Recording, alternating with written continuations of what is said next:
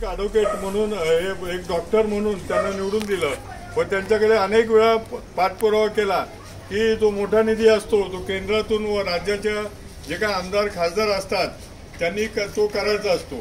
ठीक आहे, असो, पण आपली जेव्हा सत्ता होती तेव्हा आपण बऱ्याचशा गोष्टी करायचा प्रयत्न केला, पण महानगरपालिकेचं जे बजेट असतं त्या बजेटमध्ये हे सर्व कामं होत नाही. तर टप्प्याटप्प्याने रमेश जाधव साहेबांनी इथे संरक्षण भिंतीचं काम सुरुवात केली आहे, पण निधी अभावी ती पूर्ण गेलेलं नाहीये. तरी पण आपण आमदारांकडे व खासदारांकडे हे प्रश्न मांडत असतो. आज गोप रोशनानी म्हणून जे कॉन्ट्रॅक्टर आहे आणि जो रोडवरती त्यांनी ऑफिस टाकलेलं आहे, त्यांनी जो काय केडीएमसीचा जो प्लॉट आहे तो प्लॉट बनवताना आपल्या नाल्यामध्ये, म्हणजे नदीचा नाला झाला आहे तो, त्या नदीमध्ये त्यांनी बऱ्या मोठ्या प्रमाणात म्हणजे 400 ते 500 गाड्या हा भराव टाकलेला आहे. त्यामुळे इथे लोक भयभीत झालेले आहेत की हे जे पुराचं पाणी आहे पुढे जायला एक तर बॉटलनेक आहे. जो पुसतरू झाला ते जाधव साहेब जेव्हा महापौर होते त्यावेळेस तो पुढे एकच पुसतरू होता, म्हणजे रेल्वेच्या खालून जे पाणी जातं तिथे एकच होता, त्याला 2 करायचं काम त्यावेळेस जाधव साहेबांनी केलं.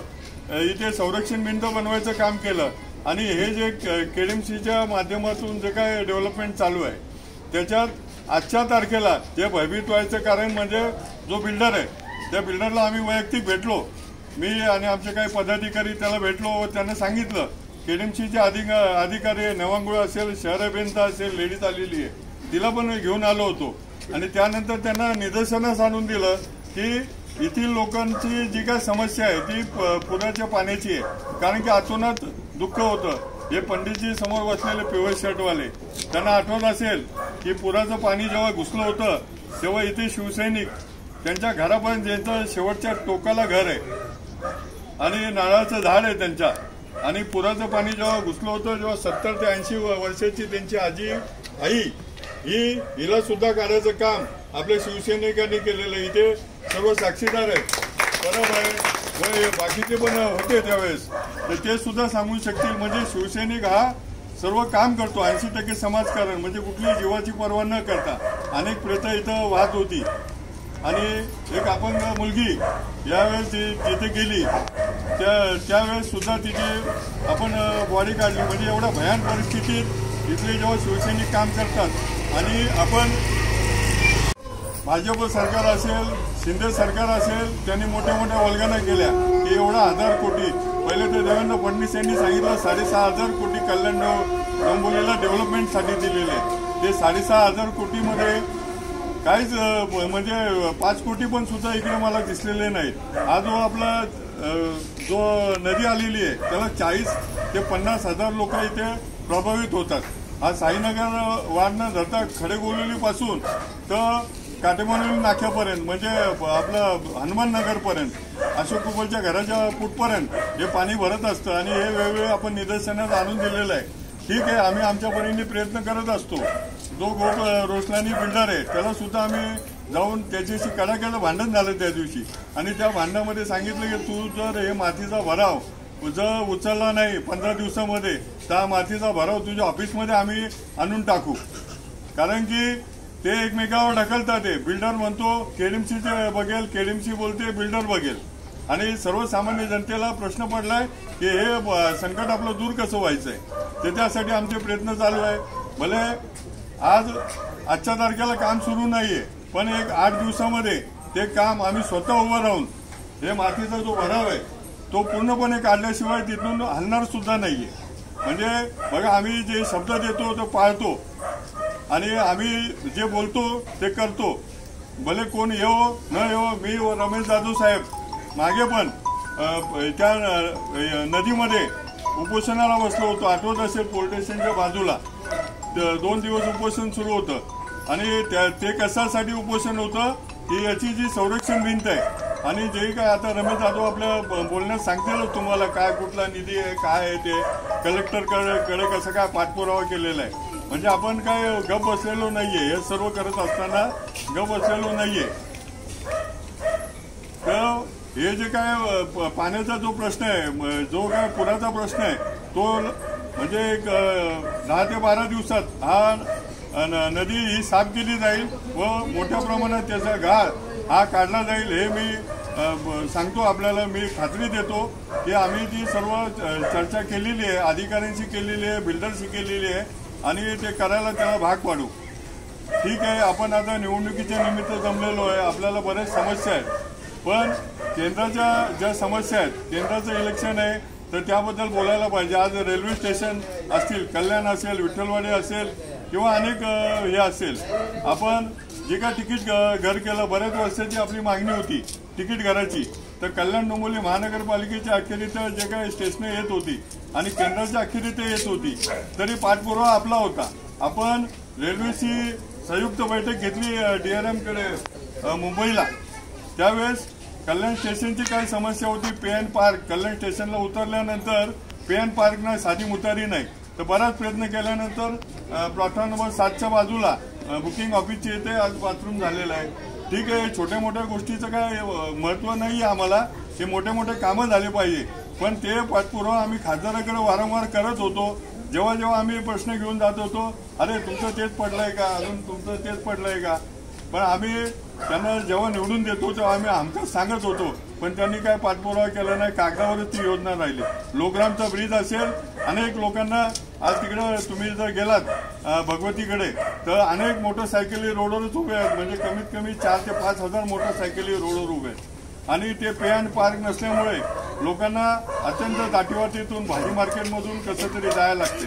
या अशा लोकरामचा ब्रिज सोडून आज 2 वर्ष होत आली, 2-2.25 वर्ष होत आली, पण त्याची म्हणजे एक वीट सुद्धा रचली गेलेली नाही. याचा पण पाठपुरावा आम्ही श्रीकांत शिंदेकडे केला, पण त्याला काय अजून यश आलं नाही. ऑन पेपर सगळं आहे, पण ते अजून प्रत्यक्षात काय कुठं घोडं अटकलं, पर्सेंटेजमध्ये अटकलं का कशात अटकलं ते त्यांना माहिती. विठ्ठलवाडी स्टेशनचा काय पलट करण्यासाठी बराच प्रयत्न केला, त्याच्यानंतर आपण अनेक मागणी केल्यानंतर आपल्याला एक्सलेटर मिळालंय या बाजूला. आणि अजून एक आपली मागणी आहे की तिकडनं रोड क्रॉसिंग करताना अनेक अडचणी येतात, त्या ओव्हरब्रिज पाहिजे तिथे, म्हणजे पादचारी पूल पाहिजे. पादचारी पूल कशाला पाहिजे की जो वर गेल्यानंतर तो डायरेक्ट इकडे उतरला पाहिजे. गाड्या क्रॉसिंग करताना अनेक छोटे मोठे ॲक्सिडेंट या चौकामध्ये होतात म्हणताय, आणि साधी जरी असली तरी मूर्ख नाहीये, ती लोकांना सगळ्यांना माहिती आहे की कोण कशासाठी कुठं जातोय. तरी हे सर्वसामान्य महिला आणि आपल्यातली महिला वैशाली दरेकर राणे यांना आपण प्रचंड बहुमताने तर निवडून द्यायचंच आहे, कारण की जेव्हा जेव्हा आपण पत्रकं वाटायला जातो, काय करायला जातो, तेव्हा बरेच लोक बोलले की उद्धवजींनाच आम्ही मशाल या चिन्हावरच निवडून देणार आहे. आणि वैशाली दरेकरला जरी काही लोक पर्सनल ओळखत नसतील तरी बरेच जे काही आम्ही नगरसेवक होतो तेव्हा आमचा रोजचा संबंध यायचा त्यांच्याशी, त्यामुळे ते अतिशय प्रामाणिक एक घरगुती महिला 10 वर्ष निवडून येते आणि तिचं लग्न झालेलं नव्हतं तेव्हाच निवडून आली होती. म्हणजे एक तरुण जे व्यक्तिमत्व आहे, अशा लोकांना आपण खासदारकीला दिल्लीत पाठवू व आपले जे काय प्रश्न आहेत ते आमच्या परीने जेवढे होतील तेवढे आम्ही करू. तूर्त एवढंच बोलतो. 20 तारखेला येणारं जे मतदान आहे ते आपण मशालीवर द्या ही विनंती करतो. जय हिंद, जय महाराष्ट्र. त्यांच्या प्रचार सभेचं आयोजन या ठिकाणी आपण केलं होतं, परंतु वैशाली राणे या मुंबई इथे सभेला असल्यामुळे त्यांना उशीर होणार आहे, त्यामुळे त्यांनी फोन करून सांगितलं का आपण बैठक चालू करा, शक्यतो मी येण्याचा प्रयत्न करेन, परंतु ते अद्याप आल्या नाही, कारण म्हणून आम्ही ही बैठक या ठिकाणी सुरू केलेली आहे. गेली 2000 पासून मी या भागाचं प्रतिनिधित्व करतो, या भागाचा नगरसेवक आहे. या भागातील ज्या ज्या काही समस्या आहेत, काय समस्या आहेत त्या सगळ्या मला माहित आहे आपण काय करू शकतो, काय करू शकत नाही.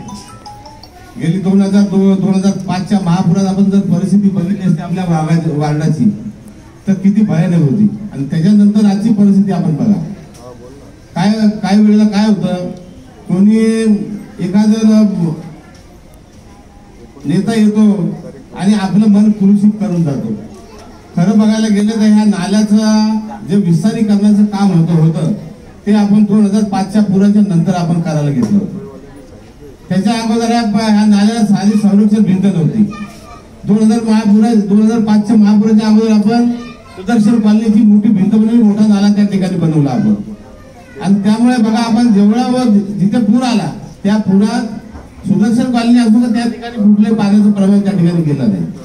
आणि त्यानंतर निधी जसा जसा आपल्याला भेटला तसा तसा आपण त्या नाल्याची भिंत बांधत गेलो. गेली या नाल्याचा पूर्ण डेव्हलपमेंट व्हावं, या बांधून नदीचं पूर्ण डेव्हलपमेंट व्हावं याकरता आपण उपोषणाचं देखील काम त्या नाल्यात बसून केलं होतं. तेव्हा नुकतेच खासदार श्रीकांत शिंदे निवडून आले होते आणि त्यांनी आम्हाला सांगितलं होतं का दादा तुम्ही पुराच्या इथे बसू नका, मी तुम्हाला या 10 वर्षात हे करून देईन. परंतु वारंवार त्यांना आपण पत्र दिलं, आम्ही वारंवार भेटलो, परंतु त्यांनी याकडे सगळं दुर्लक्ष केलं. 2014 पासून आपण बजेटमध्ये महानगरपालिकेच्या बजेटमध्ये या नाल्याचं बांधकाम पूर्ण होण्यासाठी आपण प्रयत्न करत आहोत. इथल्या आमदारांना दिलं, खासदारांना दिलं, वर शासनाकडे दिले. पहिल्या निवडणुकीला त्यांनी सांगितलं स्मार्ट सिटी मधून 6,500 कोटी आम्ही देणार आहोत आणि या 6,500 कोटीमध्ये आपण नाल्यासाठी 200 करोड रुपयाचा निधी ठेवलाय. परंतु या नाल्याला एकही पैसा या खासदारांनी किंवा कुठल्या आमदारांनी दिलेला नाही. आम्ही त्या महानगरपालिकेच्या निधीतून जसा जसा पैसा भेटला तसा तसा या नाल्याची भिंत आपण थोडी बांधत गेलो. काय आता मागच्या वेळेस तर तुम्हाला सांगतो 50 करोड रुपये या नाल्याच्या भिंतीसाठी ठेवले होते, परंतु जाणीवपूर्वक आपला बजेट रद्द करून त्याने इतर ठिकाणी फिरवले. म्हणजे आपल्याकडे दुर्लक्ष करण्याचा प्रयत्न या वरच्या लोकांनी केलेला आहे.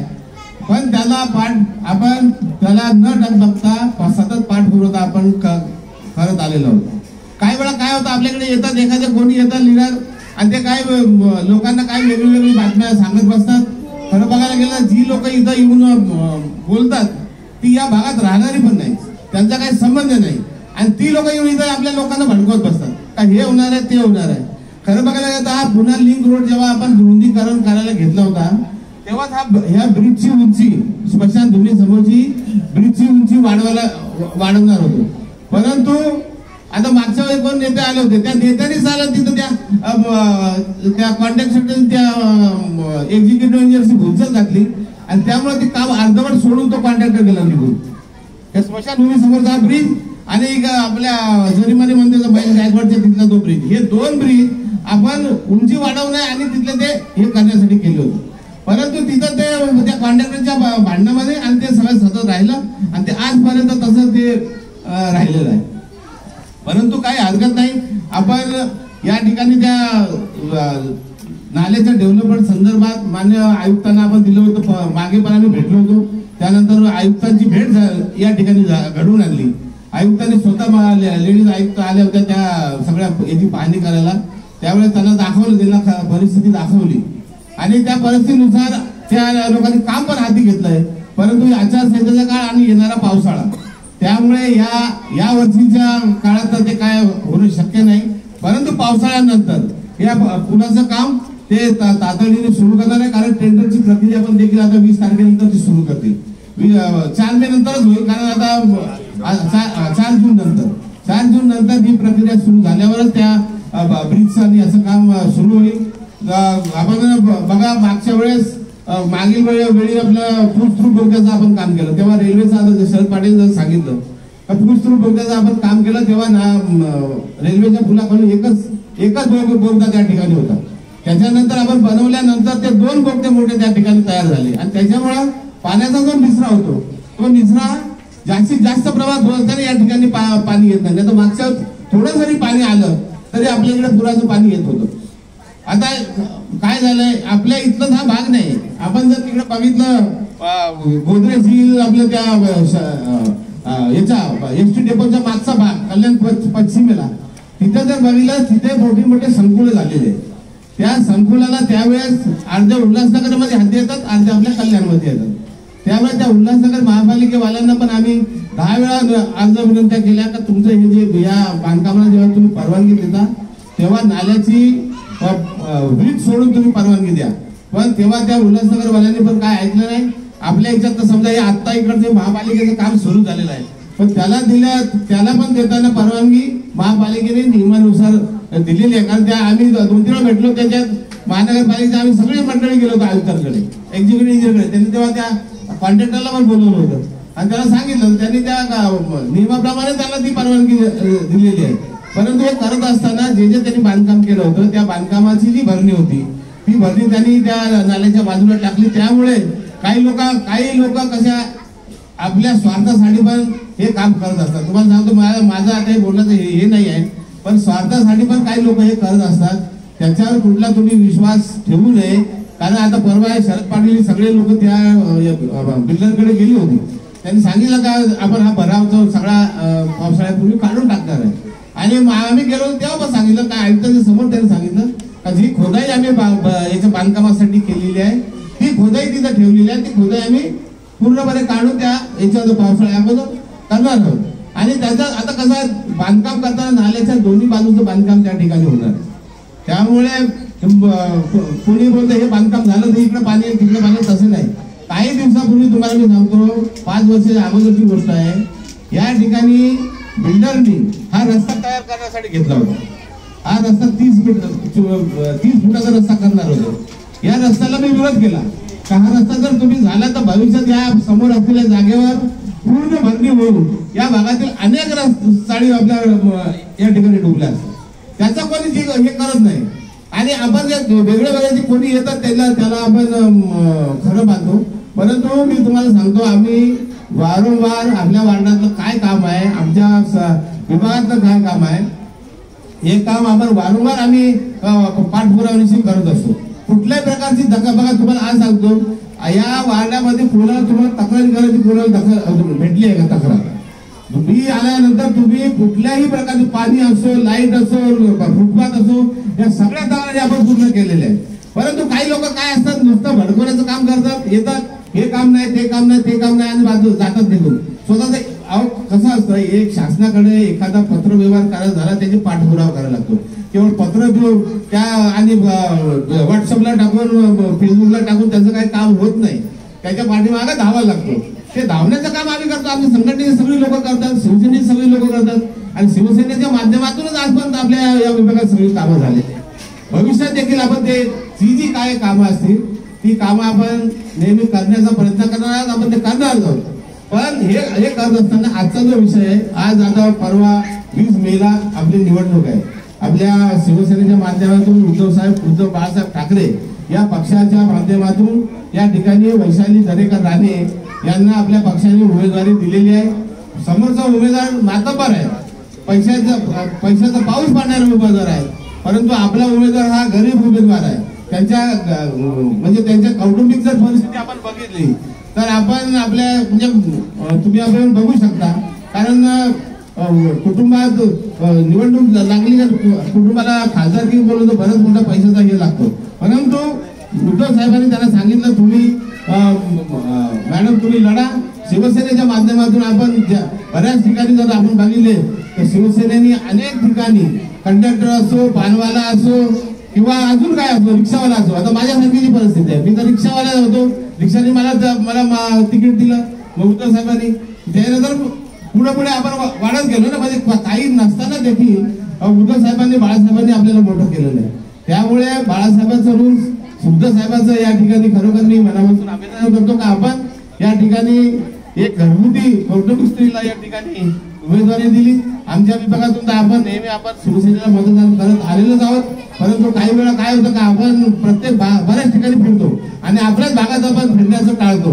म्हणून आज ही तातडीची बैठक या ठिकाणी आपण लावलेली आहे. आपण भविष्यात नव्हे तर 20 तारखेला होणारं जे मतदान आहे ते निश्चित तुम्ही आपण मशालीवर करणारच आहात. परंतु ही मशाल ही सगळी तेवत राहिली पाहिजे, पेटत राहिली पाहिजे.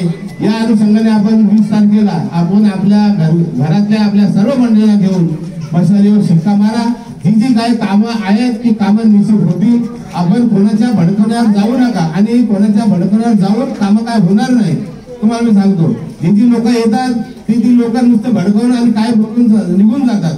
परंतु काम हे तिथं बसून तिथं राहून हे करायला लागतं.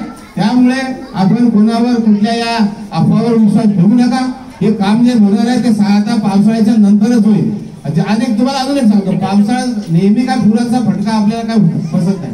तुम्हाला ज्यावेळी समुद्रात लाटांचा प्रश्न होतो, ज्यावेळी त्या ठिकाणी जर आता कसं असतं पौर्णिमा अमावस्याला भरती ओढीचा हे असतो, त्यावेळेस जर मोठी भरती असली तरच या पाण्याचा प्रवाह आपल्या इकडे येतो. काय दरवेळेला सगळं पाणी का एक वेळेस पाऊस आला लगेच पाणी काय आपल्याकडे येत नाही आणि तेवढं काय म्हणजे हे नाहीये. त्याच्यामुळे घाबरून न जाता कोणाला भयभीत न होता आपण आपलं काम सुरक्षित करा. आम्ही नेहमी तुम्ही आमच्या पाठीशी राहिलेलेच आहेत.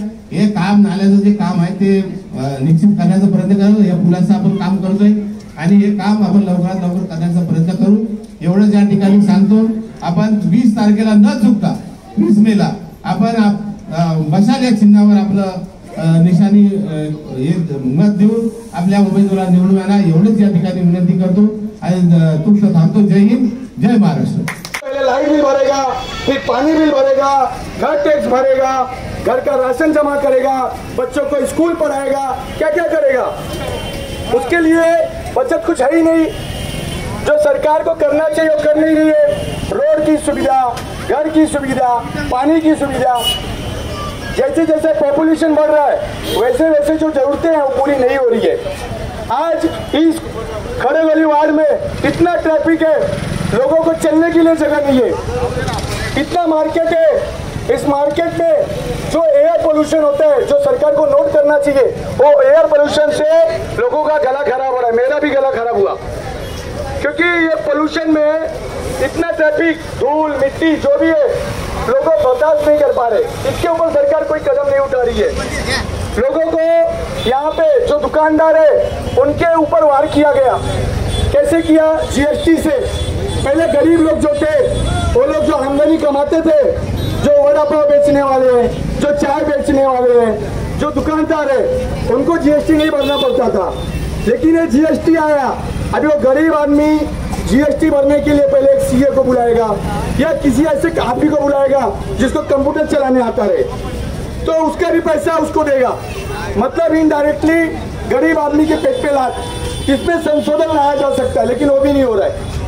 मतलब सरकार को जो करना चाहिए गरीबों के लिए वो नहीं है, सिर्फ आश्वासन है, हम ये करेंगे, हम वो करेंगे.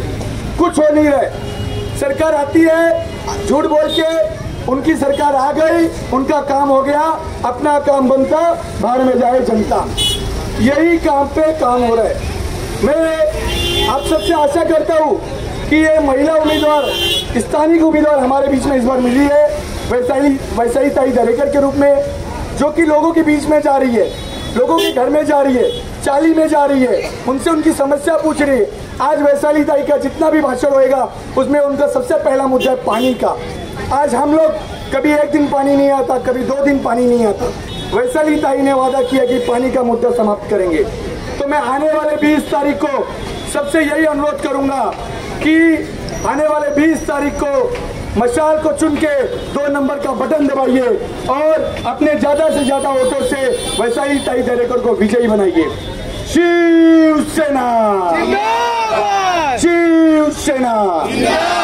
धन्यवाद. यहाँ बोलब बड़ा बड़ा बात हम ना करब. सब यहाँ अपने मौसियान हाल बा, बम्बई हमान का मौसियान बा, गांव भर तो बनारस, आजमगढ़, जौनपुर बा. तो 2-3 बात करब, ज्यादा समय ना ले. तो लोग क्या इतने बोलब, आने वाले 30 तारीख सोमवार के बहन वैशाली ताई दरेकर रानी के अपन अमूल मतदान दे के 2 नंबर बटन, मशाल का बटन के आगे का बटन दबा के बहन के बहुत प्रचंड मतों से जितावे के बाद. आप लोग तो 2-3 मुद्दा यहाँ बोला. जैसे यहाँ का लोग हुआ सब, यहाँ गौर गरीब मजूर हुआ, सब अपन सवेरे से साथ खटत हुआ. 2 पैसा कमा के 1 पैसा खर्चा करत था और 1 पैसा अपने गांव घरे भेजता अपन घर द्वार मतारी बापू के देखे बजे. तो इतने कहा सबके अगर आगे चल के 2 पैसा कमावे पा, बम्बई आवे पा, तो बम्बई कैसे आई? ट्रेन से आई. कौने ट्रेन से आई? काशी एक्सप्रेस से आई, पवन से आई, गोदान से आई, हाँ महानगरी से आई. तो आके में सरकार क्या कैले बा? सरकारी कैले बा. पहले जवन ट्रेन में 12-12 को 16-16 को स्लीपर डिब्बा रहा, वो स्लीपर डिब्बा कम करके 10 से कम कर दे ले. AC डिब्बा बढ़ा दे ले. AC डिब्बा बढ़ाने से क्या वाला हुआ? AC डिब्बा बढ़ाने से तो लोग का जो टिकट हुआ, AC का टिकट कम से कम 2000 रुपया और दलाली देवा तब 3000 रुपया.